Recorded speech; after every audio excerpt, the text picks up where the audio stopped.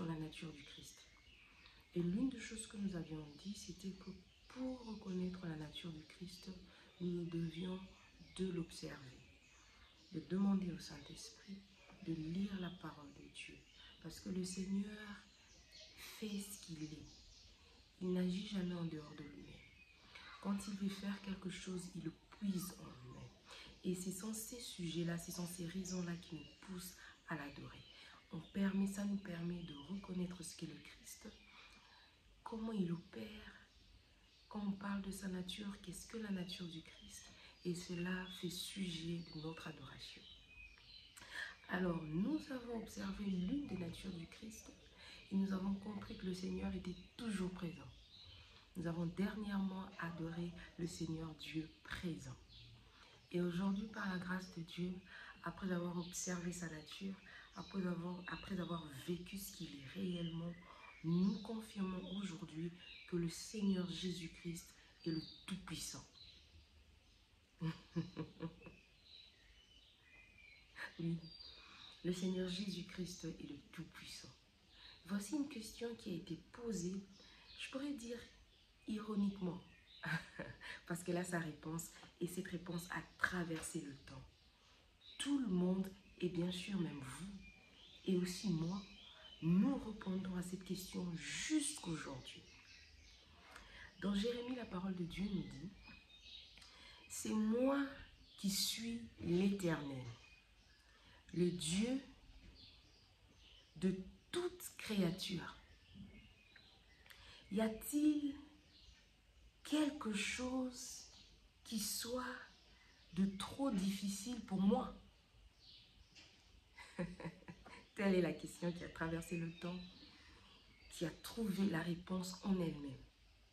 Il se présente, parce que nous avons besoin d'observer le Seigneur pour savoir qui il est. Il se présente, il dit il est le Seigneur Dieu de toute créature. C'est-à-dire il n'y a rien qui existe de visible et invisible sans qu'il en soit Dieu.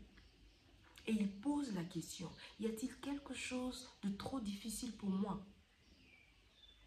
Et bien après que cette question ait traversé le temps, elle a été aussi répandue une fois encore dans le livre de Luc. Lorsque l'ange vient voir Marie, lorsqu'il annonce la bonne nouvelle à Marie, et il dit ceci, parce que le Seigneur doit te faire comprendre qui est devant toi. Il est la lumière.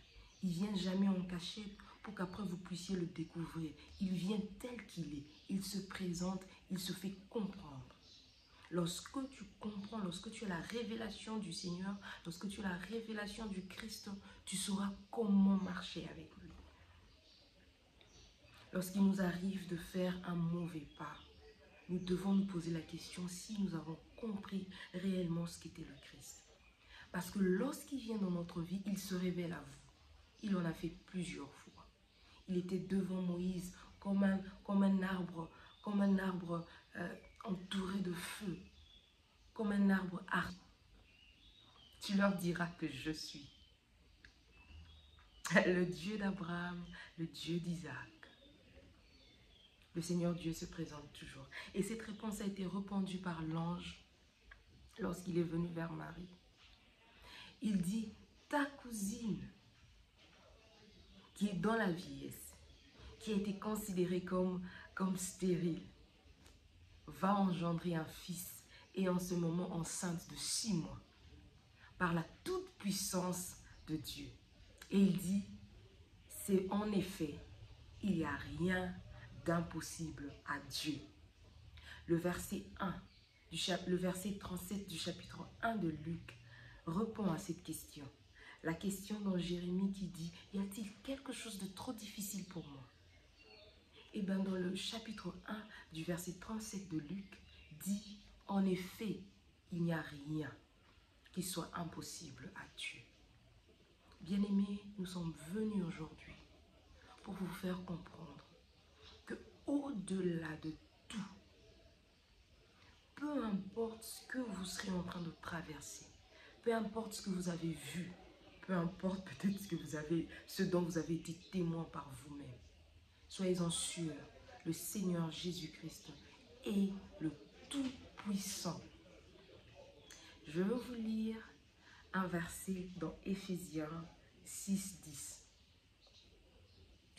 Il dit ceci: en effet, mes frères et sœurs, fortifiez-vous dans le Seigneur et dans sa toute-puissance.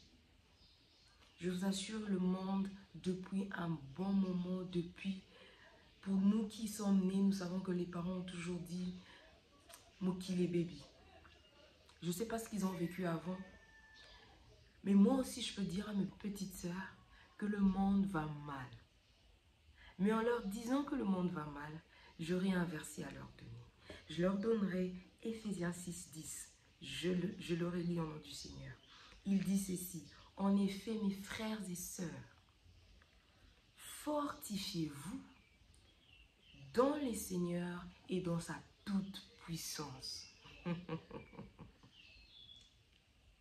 Nous comprenons encore une fois de plus que le Seigneur est le Tout-Puissant et sa toute-puissance répond à toutes choses. Elle répond à vos préoccupations, elle fortifie les faibles, elle ramène de l'amour dans les cœurs. Elle nous fait comprendre combien le Seigneur Dieu nous a tant aimés et il a envoyé son Fils Jésus-Christ. Aujourd'hui, nous allons reposer sur le fait de savoir que le Seigneur Dieu, le Seigneur Jésus est le Tout-Puissant. Et je suis sûre que par sa toute-puissance, nous avons eu à expérimenter cela dans nos vies. Dans notre prochaine séance d'adoration, nous allons adorer le Seigneur Dieu Tout-Puissant. Et j'aimerais que chacun porte dans son cœur son témoignage du Seigneur Jésus-Christ le Tout-Puissant. Je suis sûre, nous l'avons tous. Nous l'avons tous. Ceux qui sont venus avant Jésus, ils ont eu la révélation que le Seigneur Jésus est le Tout-Puissant. Ceux qui ont vécu avec lui, ils ont été témoins de sa toute-puissance. Et nous qui sommes venus après son passage sur la terre, parce que le Seigneur Jésus est toujours là, parce qu'il est toujours présent. Mais après son passage sur la terre, pour nous qui sommes venus, nous pouvons dire que nous avons vu sa main toute puissance dans nos vies. Et cela fera le sujet de notre adoration. La prochaine séance qui viendra, nous allons adorer le Seigneur Dieu Tout-Puissant. Je prie que le Seigneur se manifeste puissamment comme il a toujours fait dans vos vies. Que sa toute-puissance soit votre partage. Que sa main qui se lève au-dessus de tout et qui peut aller sous terre pour retirer ceux qui étaient enterrés dans l'inconscience de tout le monde, puisse être avec vous. Marchez sur l'ombre du Tout-Puissant.